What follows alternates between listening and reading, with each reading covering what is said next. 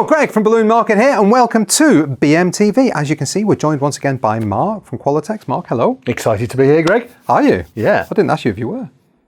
Always excited to be here, but you should be excited to be here because today we are looking at the Q Boom! Q Boom exploding balloon system. But before we look at that, Mark, I want to know a little bit more about exploding balloons. I have to be honest, it's not something I've ever done. And it's not something I think it would scare me considerably. But what's the history of exploding balloons? How have people done it? I haven't done exploding balloons for quite some time. I used to do it a lot when I had the shop. So, going back 20 years. And at the time, I used to use pyrotechnics. So I used to use a little phosphorus squib that we used to wire up with a speaker cable or a slightly better quality than speaker cable, and used to detonate with an electric charge.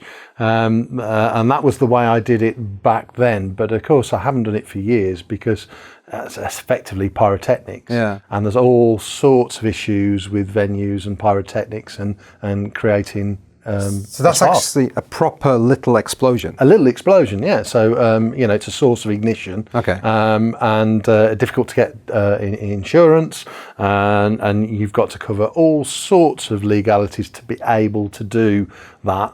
Of which, for normal balloon decorators, it's just not worth it. It's inappropriate to do that. Okay. We also used to promote a conwind system, which was an elaborate length of tubing and a small pressurised canister that you used to transfill from your helium cylinder. Okay. But again, transfilling is really not acceptable these days either. When you say transfilling, what do you mean? Where you use a large cylinder that you've bought from an industrial gas cylinder at a high pressure, and you connect it directly to another cylinder. Oh, and you do that yourself? And you just literally let the pressures equalise. But of course, then you're in charge of the test certificate of the cylinder, and there's all sorts of complications with that as well. Now, there is another method that I'd probably be a bit more comfortable with personally. Yes, so there's another couple of systems out there. One that uses a hot wire, heated wire, that can be remotely detonated. But again, there are issues with using that system. And then there is a fuse style system, which out of all the other alternatives recently is the only other one I'd probably ever use these days. I suppose there is one more that you know. This is the one I'm talking about. And that is a popping wand, as I used to call it. And that's basically a broomstick with a pin on it, isn't it? A broomstick, piece of cane with a pin on it, and it is that basic, yes. Okay. So I've always thought that was a bit weird because somebody's having their wedding or it's New Year and then somebody's just got to walk into the middle of the dance floor, do that, and then walk off again. Exactly. So, it doesn't create the effect. And with special effects, you want to do one or two things. You want to have a massive finale to an event, or you really want to set that event off with a real charge of energy. Yeah. And as you say, having somebody wandering, uncle whoever wandering with a cane and a pin just doesn't do that for you. Okay, so the Q Boom is different technology altogether, isn't it? Totally. Yeah. I think it's time to open the box. Oh, exciting! It is quite exciting. Let's put it under that camera over there. So this is the actual starter kit. And it comes in a nice box. I just say this is like opening a new phone, isn't it? It's quite exciting. I almost want that cellophane moment where you break it. But yeah, it is nicely presented. It's professionally made and it's designed exactly for what it needs to do. So this foam obviously keeps it all good in terms of transporting. And inside we have a number of things. So first of all, to just show you here, you have a hexagonal tool that enables you to take the backs off both of the units and exchange the batteries when needed. You actually have your 9 volt rectangular battery and your CR2 battery, which goes into the one single touch button remote. Okay. So that's the remote itself. I've already taken the liberty of placing the batteries in there, so I don't have to show you that. But you can see it's designed to be done multiple times. And this is the receiver. So this is the actual unit that goes onto the balloon. So these are designed to be reused, aren't they? Yeah, many times. Okay. And you'll see that the reason it's a hexagonal tool rather than a Phillips head is so that it can be reused loads of times and you won't have to replace the heads of the screws. Okay. So what you've got inside the unit itself, if I move this to one side for a second, these are the main two parts. Now you can obviously, rather than having it in the starter kit form, you can replace or buy multiple versions of this. Yeah. And we have a one-touch remote. So if you say you can buy multiple versions, so I'm guessing if you had, say, 10 balloons, you wanted them all to explode at the same time, yes, you'd need 10 of those. You need 10 of those, and just you need one of those. Okay. But you can buy an extra one of those. When would you use an extra one of those? It's special effects. So you might want to have multiple explosions of balloons, multiple bursting at different time points. So there might be time codes. So you'd need to set this up with different remotes. So that would be a different wavelength then to another remote. Yes. Do you set the wavelength? So you can automatically set that. So I can do that now. So if I was to turn this off and hold down the little red button on the opposite side and then turn it on, that's now in pairing mode. Okay. And if I was to press my one-touch remote until that's fully awaken and open, you can then see that it flashed, and that's our pairing. So you would then pair this with multiple ones if you wanted to. You can do it all at the same time or individually. And then you get another one of those and you can pair a whole bunch of different receivers. I Exactly. See. Okay. So in this particular part now, we have a single touch, and hold that down so it opens up and wakes up, and a single touch, and we can use that to test.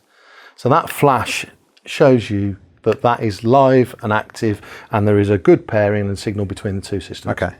Okay. So that's just testing. That's just testing. So nothing's happening there. Nothing's happening there. So at if you've got 10 of those spread around a big room, you press that, you can just look at each of those 10. If it's flashing, you know it's going to work. So the reason I keep pressing this is that it will turn itself off to save the battery life. Okay. If you then slide this slider on the bottom to the armed position, it's then red. One push actually makes the arm swing out, and the little blade will. That happened really quickly. Can we do that again? Yep. All right.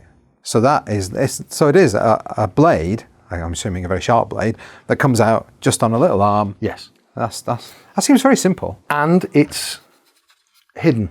Yeah. So it's very, very safe and not easy to get to because people don't normally carry hexagonal screwdrivers either. Yeah. Okay. That is very simple. I could use this, I reckon. Really easy to use. I reckon I could use that. Okay, now we're gonna demonstrate that with some balloons, and ultimately, fingers crossed, with this one here as well. That's gonna.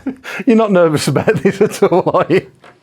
It's not that we had a mishap earlier on or anything. No. But, okay, so before we start attaching that to balloons and things, what considerations are there when doing any sort of exploding balloons? If we think about the balloon itself, if you remember the fundamentals course, when we were talking about how to deflate balloons and popping balloons, it's the actual surface tension of the balloon that when you break that surface tension, the elasticity of the balloon snaps back, and that's what creates the burst.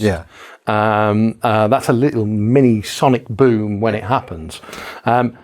If you wanted to let a balloon down slowly, you cut the balloon at the softest part of the neck, and you can actually deflate the balloon very, very slowly.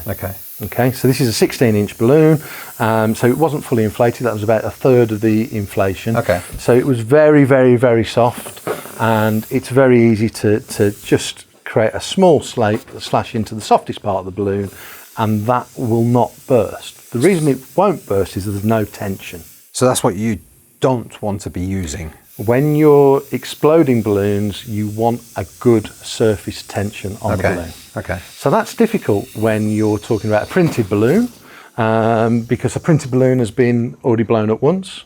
It also has its own sort of quality of being stretched and then downsized. So when we want to make balloons softer, we stretch them and downsize them. So it's already gone through that process once. And then if you put lots of balloons inside and inflate it and deflate it, all the time that you're doing that process, you're making the end inflated balloon a little bit softer. Yeah, yeah. So be aware of that, and that's the same for all systems. Okay, yeah, absolutely. So I think we once demonstrated, was it me or you standing on a balloon? Yes. This was ages ago, wasn't it? It was underinflated, and I stood on it, and it just didn't burst at all. So it's the same sort of principle. And Qualatex balloons are designed to not burst. To not burst. So it's really important that we know what's the right condition for the balloon before we do it. And obviously it's the blade on here is offset so that you're not in the very softest part of the balloon. But there are some different rigging techniques that we can use to make sure that you always burst the balloon in the right place. Yeah. I've got to ask you, what's this bit?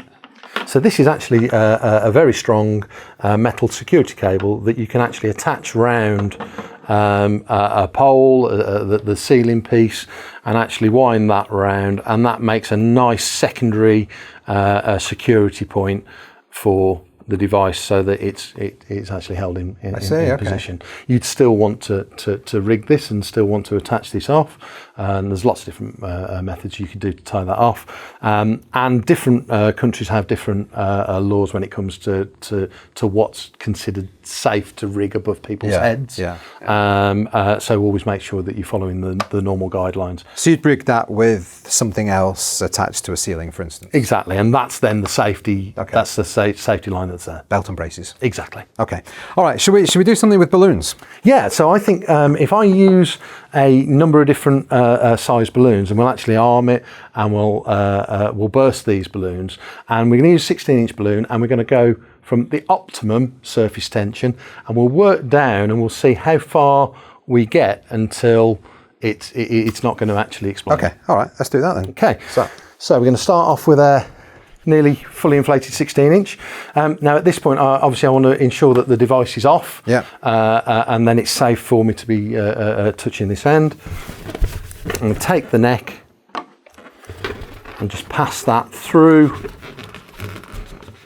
the centre hole of the Q-boom.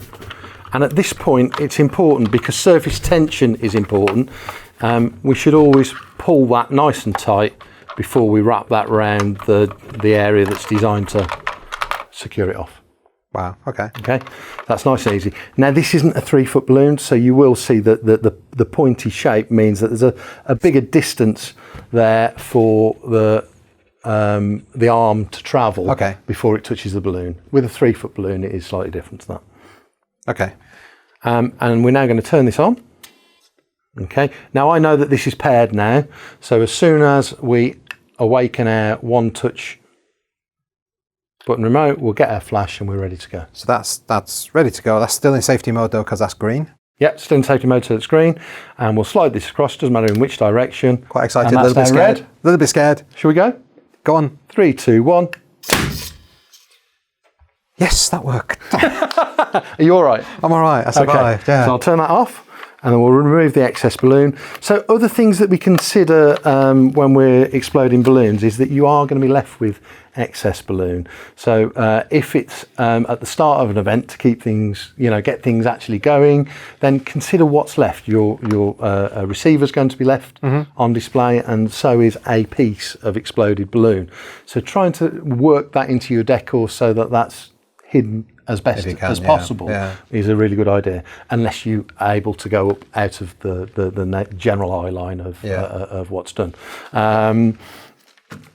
So let's move on to where. So this is a third of the inflation of our 16-inch balloon. A third or 2/3? 2/3. So this is a little bit softer, so third down. So there is a chance, because that is more squishy, it's more difficult to burst. So there's a chance that this might not work. There's a chance, yeah. We'll test it. Oh, you think it will, do you? I don't know. I'm not sure. Right. This is all live. We'll test it and see what happens. So I'm just going to pass that through again. So again, pull the tension and wrap that round until that's secured. Okay. Can I press the button? You can. So turning that on. So I've got to wake this up. So you've got to wake this on by holding it. Okay, now you're live. I thought I'd broken it. And then slide across. Can I just test it to check it? Yeah. There you go. It works. Okay. So slide this little bit across. It's red. We're armed. It's red. You ready? Yep. 3, 2, 1. Yes, that works. Don't get me in slow-mo. That just made my eyes popping out again. Okay, so that worked. That's good. Excellent. So, you know what? I think is going to be really impressive with this is if you do have 10 of them and just all but 20, 100 of them. Yeah, can you imagine? It's going to be so impressive. For big events, yeah. Big event. And of course, this is, because you can do this professionally and safely, it might just get you entry into a hotel or a venue that everybody else is excluded by. Yeah. I think it's exciting that these type of special effects have been used less and less because of safety. Yeah. And with this, I can't think of a more safe system that you could adopt. Yeah. Okay. Right. I agree. I think it's going to be. It could really help people in their business. So let's. So this one, I don't think this is going to work. I have to be honest. There is a good. I mean, this is a 16-inch balloon. That's proper squishy. Down to about 10 inches. It's very, very, very squishy. So there's a chance this won't work, but it will prove the surface tension is important if it doesn't. Yeah. Okay. So just check I'm in the off. Yep, that's off. We had a wild professor come in a couple of years ago and Did do some you get wild? experiments. He was wild. He was a weird guy, and he did an experiment where he put balloons onto drawing pins and the balloon didn't burst. So that's I guess that's something to do with tension. Yeah, you should get him back. I think he was brilliant. I didn't really like him that much, if I'm honest. Okay, so this is on. Would you like to do the honours again? I'll do the honours again. So do I turn that over? Does it matter? You need to arm it first. So I've got to turn it on. Yep. But does that have to be? It doesn't matter in which direction because the light indicates whether it's in armed mode or not. Okay. So that's not armed. Yeah. So I can slide test it. Test across. Yeah. There you go. Good flash. And All then right. 3, 2, 1. Oh, it's actually gone. There you go. Okay. So I don't know how small we'd have to go, but that was. I didn't expect that to burst, to be honest. That's pretty good, though. I mean, that was only a third full, and it still worked. Very, very impressive on that. Okay. Cool. Okay. Fantastic. So, rather than the standard rigging, there is one more thing to show you. Okay. You could also attach this to the side of the balloon or in a different position. So, for instance, on our design at the back here, the neck is used to tie that into the collar and into the rest of the column. So the neck is already in use. So we're going to want to move this unit to another position. Okay. Okay. So what you could do, we could have had a magnet up there. We could have attached that onto there with a 260Q. Yes, you could. What I would say is that's a really good point because I've had it in the past in a big venue. I used to rig them where there was a line coming down and then the balloon was just suspended. And I've had it with a venue with big double doors where the cleaners come in just before the event to hoover on a windy day and has opened the doors up and the wind's come in and the swing of the balloon has made it swing into a rafter or something else and it's actually burst the balloon just at the last minute. All right. Okay. So I always do, if I've got to attach to a ceiling, I'm always going to do a mini column or clusters down to the balloon. And that actually stops the balloon from swinging in any direction. Good tip. It would also hide your control unit. Yeah, yeah. So you'd have the control unit at the top, little mini column, and then attached to the balloon to stop it swinging. Exactly. Okay, cool. All right. So we've got another balloon inflated to 2/3 of its full size and a 260Q with the air taken out and some of our amazing stretchy tape. Hold that. Thank you. So I'm just going to take a piece of stretchy tape off and we're going to use this to attach it to the balloon. Yep. So we're going to attach the 260Q first. So it's creating an attachment point, much as we've done before on bubbles and things. And you could use a razor knot if you wanted to, but this is so quick and easy and accessible to anybody wanting to do that. So the thing to remember is once that's on there and you're going to attach the device, is that you wouldn't want the blade to try and cut through the stretchy tape. Okay, Because again, it wouldn't burst the balloon. So what we've got to do is we've got to rotate the device round so that it's free and touching just the balloon. Just the balloon. Okay. So drop these ends in. Take that through to the other side.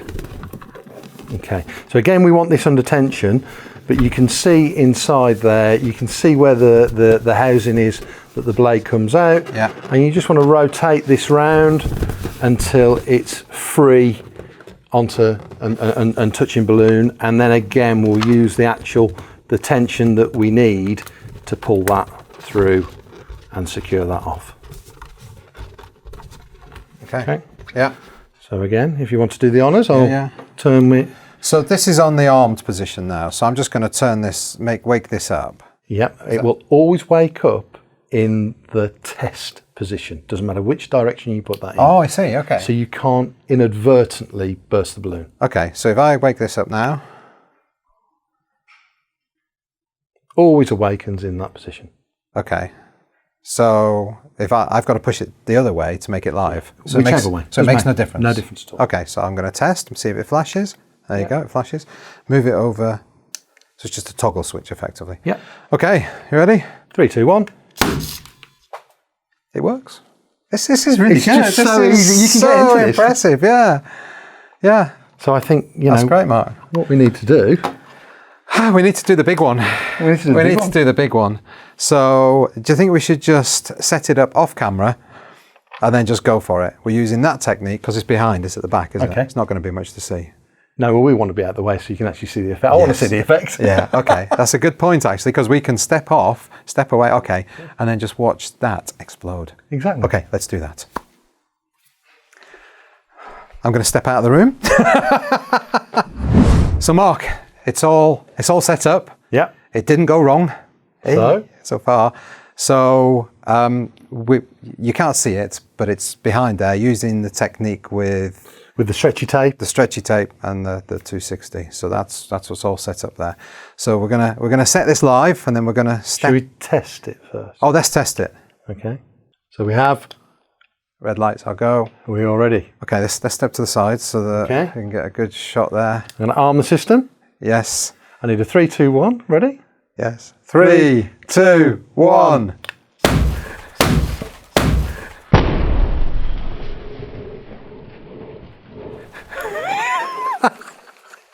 I knew I'd jump. Well, that is spectacular and very, very messy. Mark, that was brilliant. That was really, really good. I loved it. I keep thinking in my head, imagine 10, 20, 30 of those. Incredible, wouldn't it? It'd be fantastic. Well, there you go. It worked. I was a little bit nervous. My heart's pounding.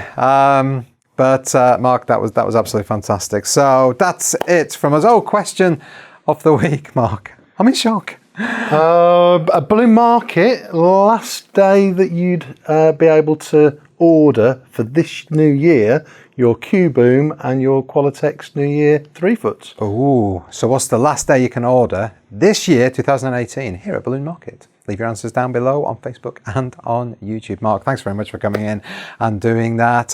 Thank you for watching. Thank you for subscribing. See you next time. Bye. Bye.